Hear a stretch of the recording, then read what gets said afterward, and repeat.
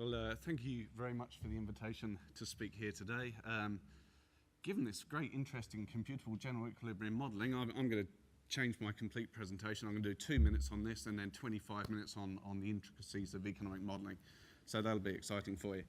When I was contacted to come and speak here today to see if I was available and interested, they said they were looking for a keynote speaker who would enthuse and inspire and excite the audience.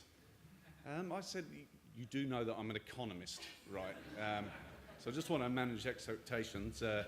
Economics is the dismal science, but I'm really pleased to say that this should be a much more upbeat presentation. I'm pretty optimistic about the opportunities that Asia presents to New Zealand business.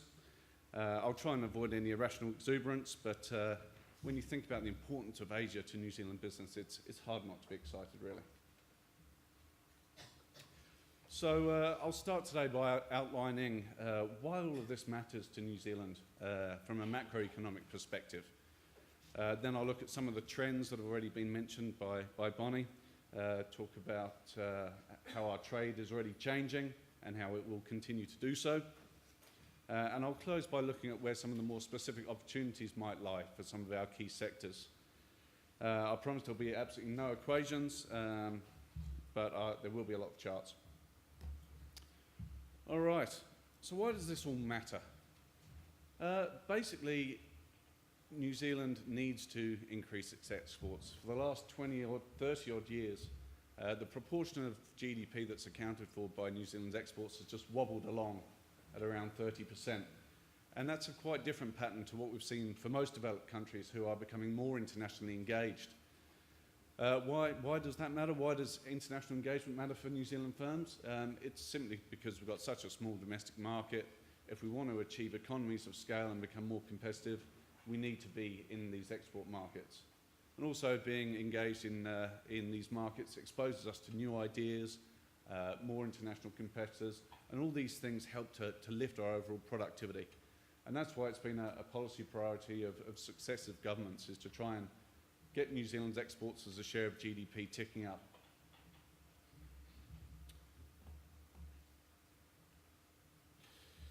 Another reason why it's so important is simply that Asian demand has really been vital in making sure that it shielded us from the worst of the global financial crisis. I know things have been pretty tough out there in the business world over the past few years, but relative to other countries, we've performed extremely well. And a key reason for that is simply the demand that's come through from Asia for our exports. This chart just shows the contribution to our export growth over the past 3 or 4 years. And what you can see is that China alone has accounted for around 2/3 of our export growth over this period. There's also been strong contributions from Australia and India, Korea, Hong Kong, Taiwan. So really, the Asian economies have saved our bacon during the global financial crisis. Without that demand, it would have been even tougher for New Zealand businesses. And already we're starting to see some fairly monumental shifts in our trade patterns. So this chart just shows the shares of New Zealand's exports that go to various markets around the world. And the key themes you can see there is that emerging Asia is just becoming hugely important to New Zealand. 20 years ago, it accounted for around 15% of our exports. Now that's pushing 35%. In contrast, if you look at some of our more developed markets, you can see the trend is definitely heading down. So we're seeing a shift. We're starting to look much closer to home when we're thinking around our exports. Much of this is due to China, of course, as already mentioned, but also there's strong demand coming from India, Malaysia, Indonesia, the Philippines. So it really is an exciting area for us. So this chart just looks at the exports of goods, but of course international engagement is not just around goods, it's around investment, it's around people movement, and we're seeing some strong growth here as well. The chart on the left shows basically the source of our tourists that come to visit New Zealand. And what you can see again is emerging Asia is becoming more and more important to us. It now delivers almost as many tourists as Europe combined and twice as many as the US. The pie chart to the right just shows the source of our foreign students, excluding Australians. And again, over 70% of our foreign students come from Asia. And these are hugely important because it helps to build those people-to-people linkages and the cultural understanding that's really required to do business effectively in Asia. If we look now at some of the emerging opportunities for New Zealand, the previous speaker already mentioned that there's a strong demand for our food and beverage products. And already Asia accounts for around 40% of our food and beverages exports. That's around $20 billion a year, so it's a huge market. And importantly, it's going to keep on growing as well. And the reason why the demand for New Zealand's exports to Asia is going to keep growing, fairly simple: income growth. You can see there from the chart on the left that income growth, so that's GDP per capita, has grown very, very strongly, particularly in China and India, over the past 5 years. Emerging Asia, outside those countries, also growing strongly. Europe's been struggling along, and the United States is a real mess. So there's a fairly well demonstrated relationship between income growth and income levels and the demand for food products, high protein products, high quality products, precisely the things that New Zealand exports. So looking at this slightly closer, New Zealand really is in a unique position for a couple of reasons. The first is that we are producing precisely what Asian consumers are demanding. This is our export profile. Not surprisingly, it's heavily focused on animal products, prepared foods, wood, vegetable products, and it has been for some time. It's a wonderful match for precisely those areas in Asia that are showing the strongest demand growth. So these charts show import growth into these various markets, and you can see from the lines for animal products and prepared foods, these are the fastest growing areas of import demand. These countries only have limited potential to supply these products domestically, so they have to look offshore. So it matches up very nicely. We produce what the Asian markets are demanding.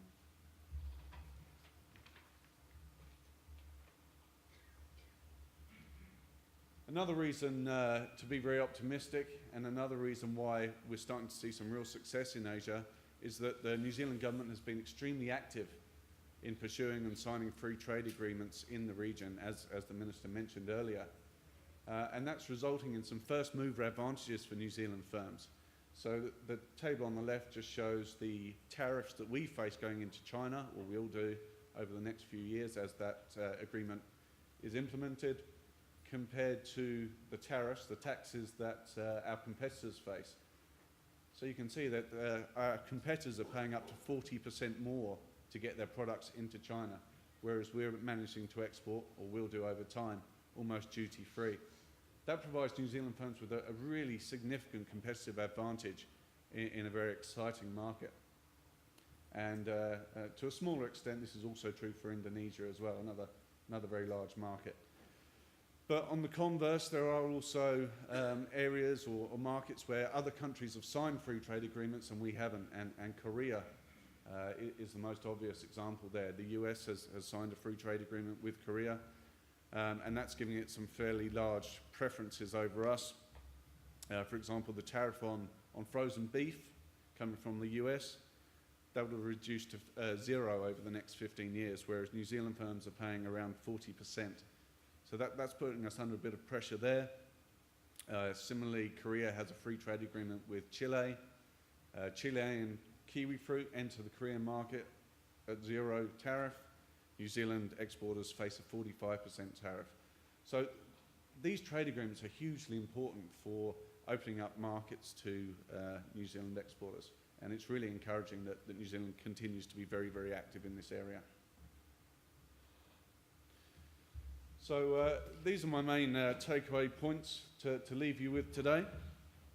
In short, Asia has been a key reason why the recession in New Zealand has been nowhere near as bad as many other developed countries around the world.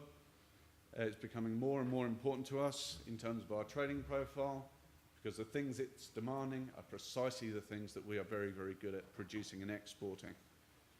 We also have these competitive edge through our free trade agreements. So in short, why do New Zealand businesses need to look towards Asia for their future success?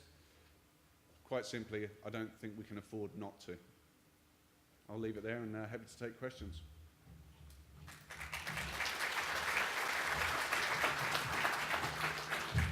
Thank you very much, John. I think it was George Bernard Shaw who once said that if you laid every economist out end to end right around the world, they would never come to a conclusion. I am delighted to say that you appear to be an exception to this and have come to some very definite conclusions. So thank you so much for that. Questions, folks? Right over here on the left. Hi, John. It's Jay Horani from Core Skills Training and Venture Development. I work in the education management industry. I have two questions, simple questions, hopefully with simple answers. The first question is, despite that we are looking at an objective of increasing New Zealand exports to Asian countries, what are initiatives, in your opinion, should look like in terms of job creation with the production of exports from New Zealand to Asian countries? Because we're talking about creating jobs, and that should be something considered in this channel to Asia. My other question is, in terms of the education industry, we have TEC and NZIER reports about international students coming into New Zealand.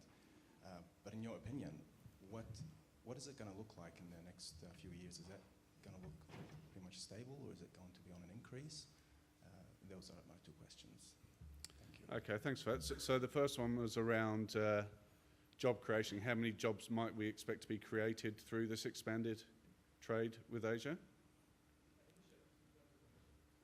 Sort of initiatives that might be taken by government and business. In your opinion, because you are a research institute, what is the best initiative that should accommodate in parallel to focusing on exporting products and services in New Zealand? That's really my focus, and not in terms of statistics, but what is the best solution, or what's the best solution to accommodate? Sure. Okay, well, I don't think there's one single solution, but I think there's a number of things to consider. The first is the capability of New Zealand firms to enter these export markets. It's tough. It's really tough entering foreign markets, and particularly for small New Zealand firms who don't necessarily have particularly strong balance sheets to take that sort of risk. So first of all, New Zealand firms need to do a lot of homework, and they need to access resources that are available to them, like New Zealand Trade and Enterprise Services, like Foreign Affairs and Trade Services, like the website epicnz.co.nz that's recently been launched by this department, this office. All of these things are trying to provide information to New Zealand firms so that they can have their eyes wide open when they take the big jump into these export markets. From a policy perspective, I think we're doing it pretty well. The continued efforts around free trade agreements are absolutely vital. Those are opening doors. New Zealand Trade and Enterprise will try and help New Zealand firms to go through those doors. So I don't think there's anything, any silver bullet to increase in our exports. It's just going to be incremental changes over time. But I think there's a lot of exciting initiatives happening, and now it's up to New Zealand firms to really engage and take those opportunities. The second question around our education market, I think it really comes down to the quality of services that New Zealand institutions are offering. Providing we keep the quality up, and New Zealand remains a lovely place to come and stay and study, and it's a welcoming environment, I can't see any major drop-off in education services in the near future.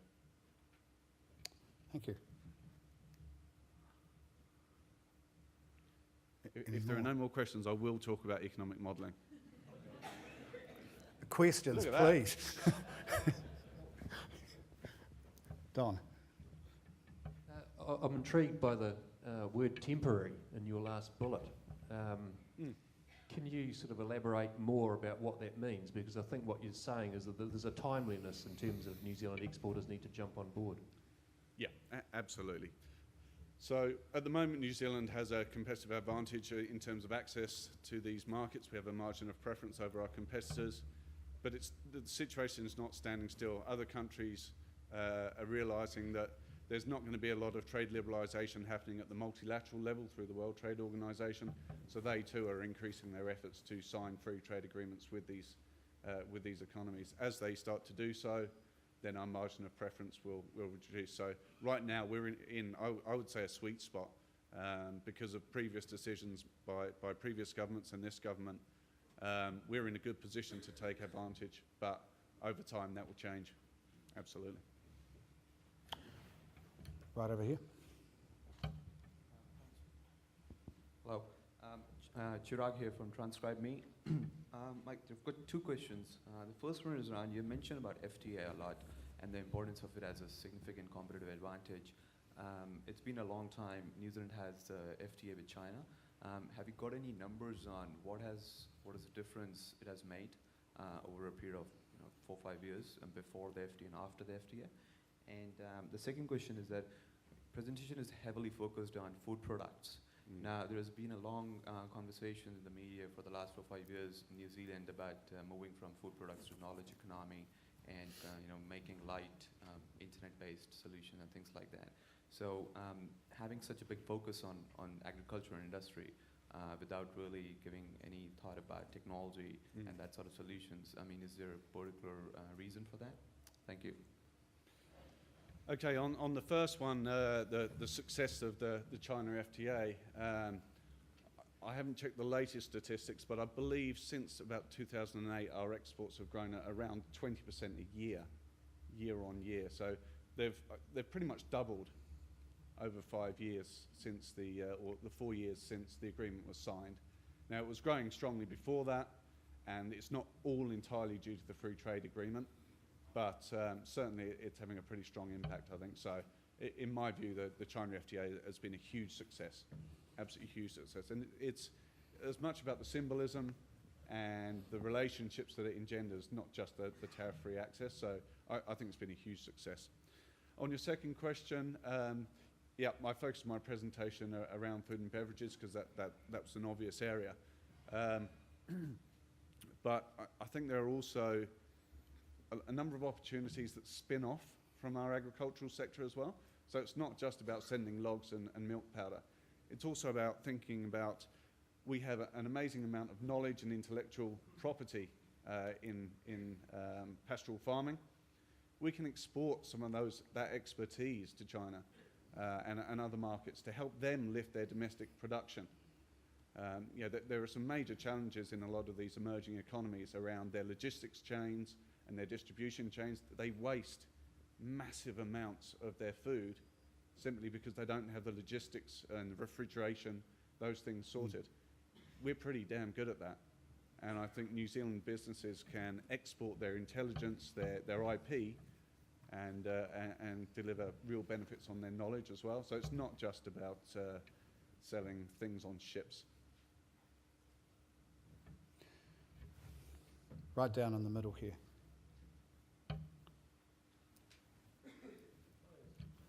First over in the middle block and then back to here. Can you hear me? Okay. My name is Qasser Rashid. I'm from Pakistan New Zealand Chamber of Business and Professionals. I've got a particular question with regards to Asian demands for New Zealand exports is growing rapidly.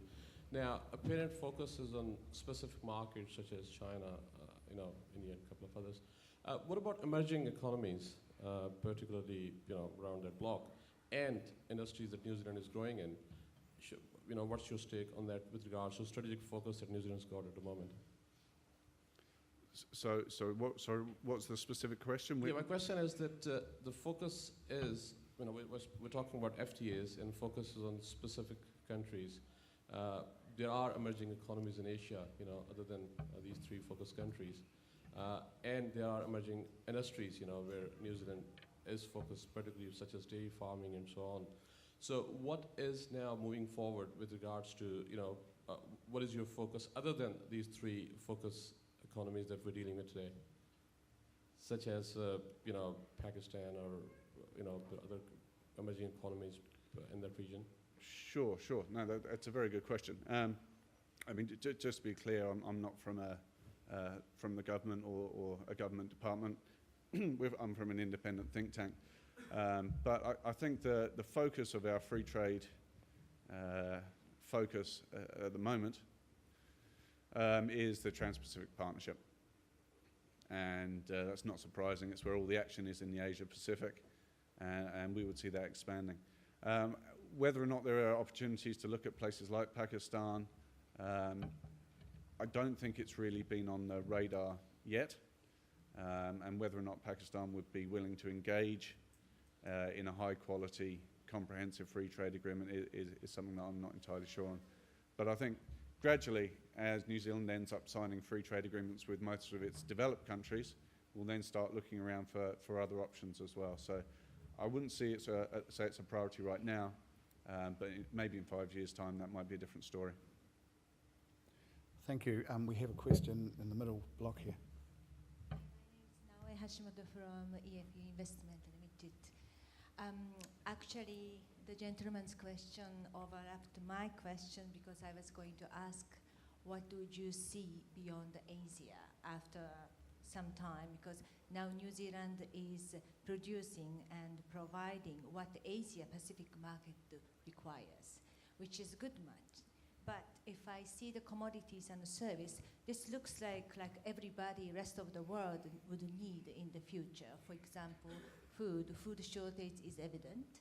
And also New Zealand's natural resource, I would specify, for example, water. Mm-hmm. This will be in big demand. So as an economist, I was going to ask, what would you see beyond as a possibility of New Zealand export in the future? After Asia. Yeah, well, I think you're right. Anything to do with water is going to be absolutely critical. Not in the next few years, but as potentially the impacts of climate change start to become more important, I think those countries that manage their water resources effectively and sustainably will be in a good position to export products that are based around water consumption. So I think that's why you're seeing a real emphasis in domestic policy at the moment about trying to improve our water quality and trying to make sure we use that water efficiently. So yeah, I would see that being an area of competitive advantage for New Zealand in the future. I think we've got time for one more quick question. Right down in front here.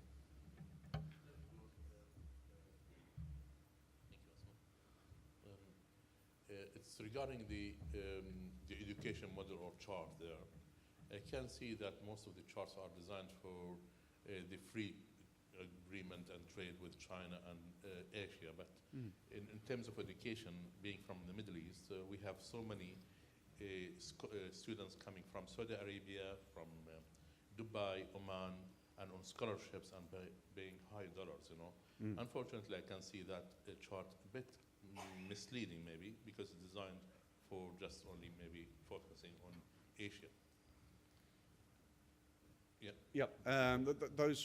Those from the Middle East will be in that orange quadrant there, in the other, along with students coming from Europe and North America and the UK.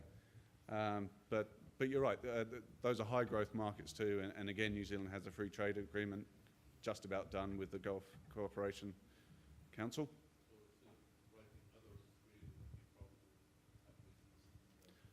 I could indeed. I will take this back and shoot the analyst that prepared this for not giving me enough detail.